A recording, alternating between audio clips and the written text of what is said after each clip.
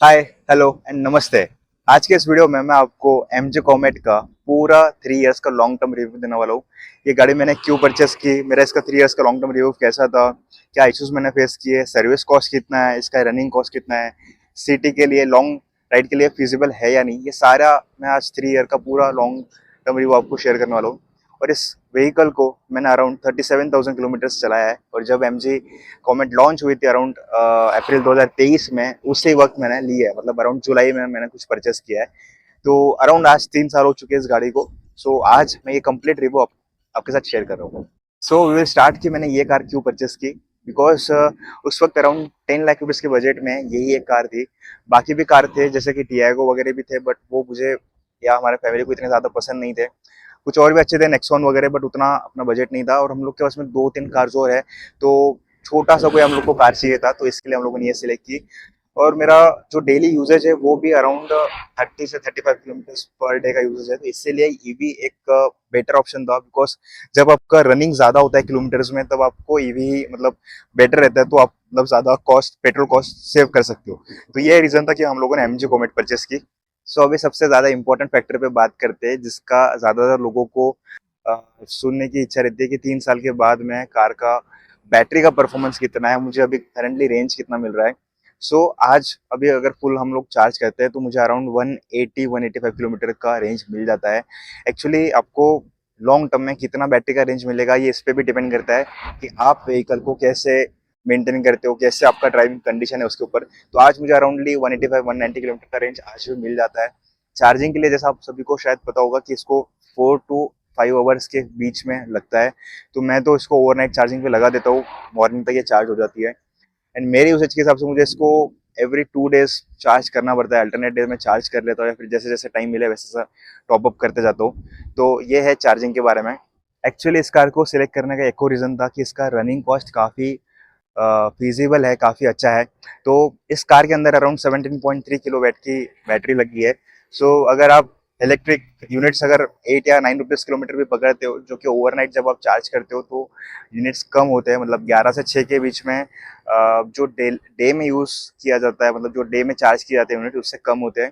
तो 9 रुपीज़ पर किलोमीटर भी अगर आप पकड़ते हो तो भी अराउंड अराउंड ये 1 रुपीज़ पर किलोमीटर ये इसका रनिंग कॉस्ट आता है। ये भी एक रीजन है कि हम लोगों ने ये सिलेक्ट किया। और काफी एफिशिएंट है, मतलब 1 रुपये पर किलोमीटर में आजकल बाइक भी नहीं चलती, आपको ईवी कार मिल रहा है। नाउ वी विल टॉक कि कार की ओवरऑल बिल्ड क्वालिटी कैसी है। आफ्टर 3 इयर्स मुझे इसके अंदर ऐसे कोई मेजर इश्यूज नहीं दिखे।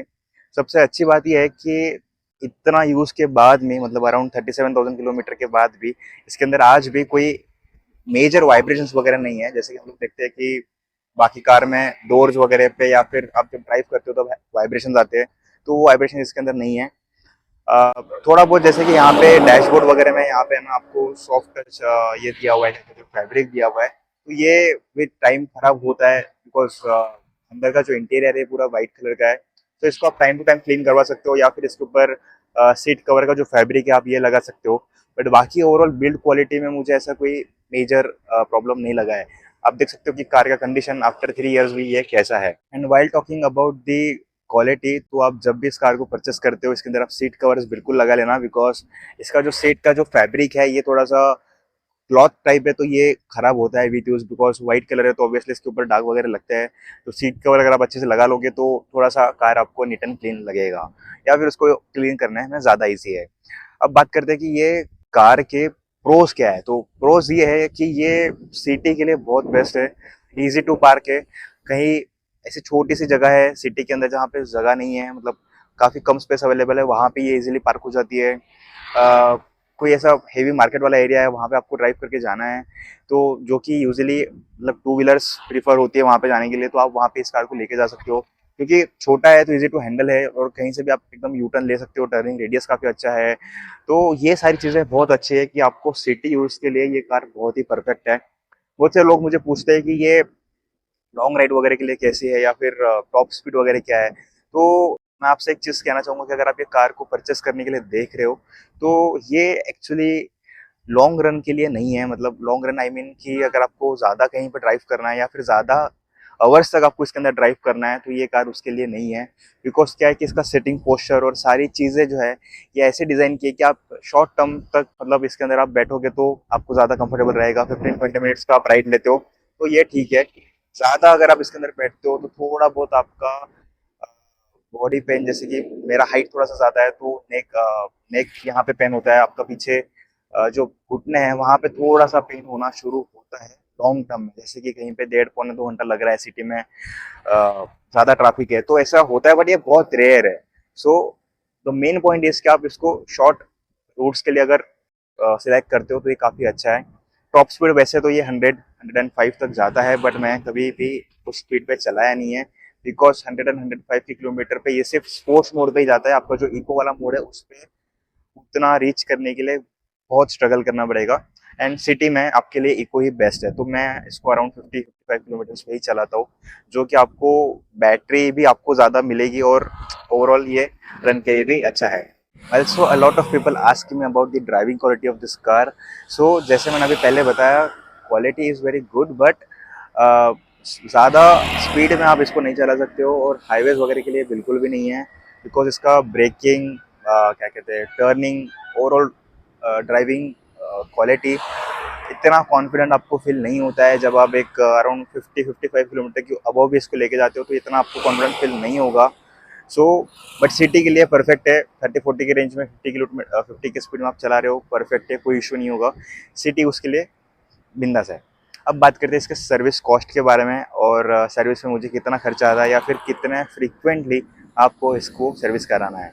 सो एवरी 6 मंथ्स में इसका सर्विस करा लेता हूँ। फर्स्ट 3 सर्विस का तो इसका शेड्यूल है, कुछ पहले 500 किलोमीटर्स पे, फिर शायद कुछ 5000 पे, बट ऑन एन एवरेज आपको 6 to 7 मंथ्स में इसका सर्विस कराना है। या फिर अगर आप लॉन्ग टर्म में देखते हो तो एवरी 10,000 किलोमीटर्स पर आपको इसका सर्विस कराना है।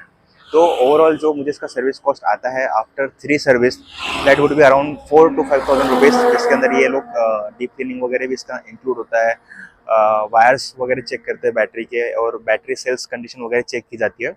सो एनीवेयर अराउंड 4 to 5,000 आप रुपीज़ एक्सपेक्ट कर सकते हो सर्विस कॉस्ट के। So this was my long term review after 37,000 kilometers and after 3 years of using this MG Comet EV.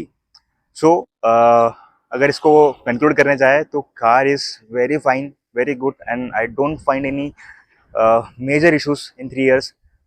सबसे प्लस पॉइंट ये है कि आज भी 3 साल बाद भी इसके अंदर कोई भी मेजर आपको वाइब्रेशंस फील नहीं होते। आप जब इसको कार को चलाते हो तो कैबिन एकदम साइलेंट रहता है। कोई ऐसा नहीं है कि आपको दरवाजे का या फिर डैशबोर्ड का कुछ ऐसा जो वाइब्रेशन होते हैं उसका कोई वाइब्रेशन का आवाज़ नहीं है। राइड क्वालिटी आज भी उतनी ही मोर और लेस उतना ही परफेक्ट है जितना जब न्यू कार आई थी।